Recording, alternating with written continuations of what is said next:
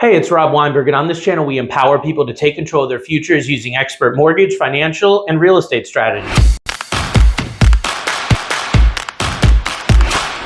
If it's your first time here, hit that subscribe button, and don't forget to smash the bell as well so you get notified on all the future content we're putting out every single week. In our lesson today, we're going to be talking about building generational wealth through real estate, building large amounts of wealth that you can pass down to future generations of your family. So how can real estate help you build wealth for generations to come? Well, real estate ownership can create a long-term asset that can appreciate significantly over time. And also, real estate is cool because it allows you to generate a passive income. So you have income that can be received through rentals, through tenants paying you every month when they're using your property. Now, over decades or even centuries, real estate can really appreciate significantly, and you can capitalize on that when you actually go and sell the property down the road. Another thing is home equity while you're holding the property can be used and borrowed against to fund other investments. Whether you want to buy other properties, it can also be used to consolidate debt, pay for educational expenses.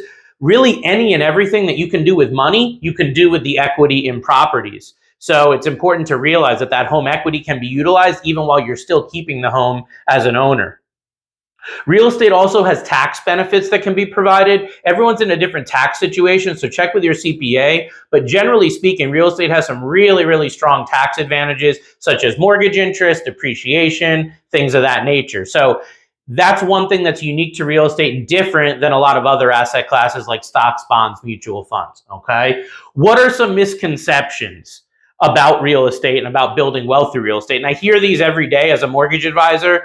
People bring me objections and issues of why they don't want to buy a home. So I'm very in tune with this. And one common misconception is that owning a home is expensive or much more expensive than renting, and it's not worth the investment. So depending on where you're at in the country, in some areas, actually many areas, owning a home is significantly more expensive right now than renting, but that doesn't necessarily mean that it's a bad deal. You really need to look at every situation on a case by case and break the numbers down. Understand that included in your monthly mortgage payment typically is going to be property taxes, homeowners insurance. Also, you need to understand that when you own a home, there's going to be maintenance expenses you're going to have on fixing up and things like that. So in some cases, real estate is more expensive to own than rent, but not in all cases. And you don't want to miss out on a great opportunity just because you take kind of that blanket statement that someone tells you real estate's more or too expensive to own. Another thing is that a lot of people, they misunderstand what it's going to cost to own a property. So they actually have or underestimate the cost of what it's going to take to own a property. You got your mortgage, tax, insurance, you have maintenance costs, you have repair costs, things of that nature. Some people aren't really aware of that when they buy a home for the first time. So you want to understand that and realize what the ongoing costs are going to be in addition to just your monthly payment. So realize those repair, maintenance costs, etc. All right. Next thing we're going to talk about is the three main strategies that you can use to build wealth through real estate. Number one is buying a property and then renting it out for passive income. So this is a just general rental strategy where you buy a property that's ready to go. You then go put it on the market and you get a tenant in there that's going to pay you every single month.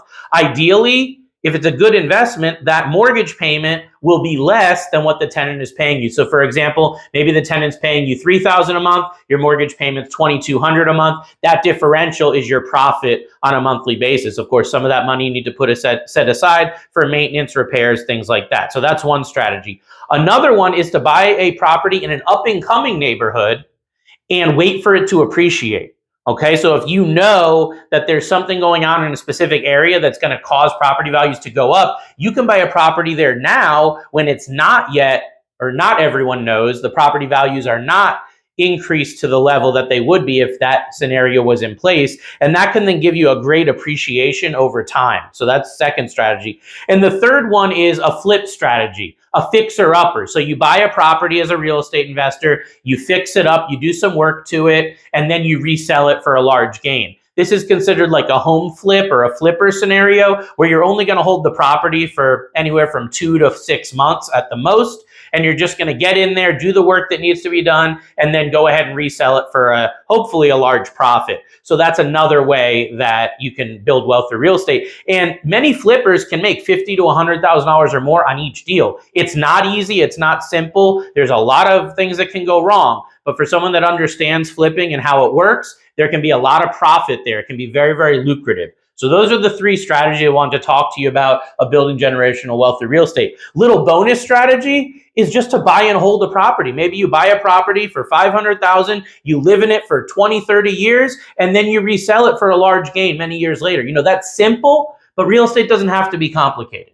How do you get started? So when we're going over all these great ideas, it all sounds excellent, but how do you actually get started from the ground up if you've never owned property before? Well, the first step is to determine your budget. And for that, you want to get with a local and an expert realtor, as well as a mortgage advisor that can really look at the numbers. I would say start with the mortgage advisor to have them run your credit, review your income, review all of your financials, and see where you're at from the standpoint of where you should get started, what your starter price point is. Then you want to get with the real estate agent to start looking at properties in your price range that you can move forward.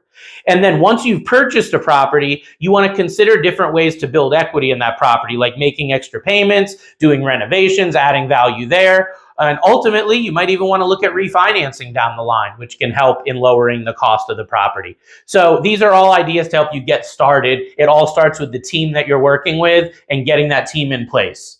Key mistakes that people make. So I see all the time a lot of the same mistakes being made. One mistake is buying more property than you can handle. So you think that you can handle a certain payment, it's a little bit of a stretch, and then you realize a month or 2 in, I got in over my head.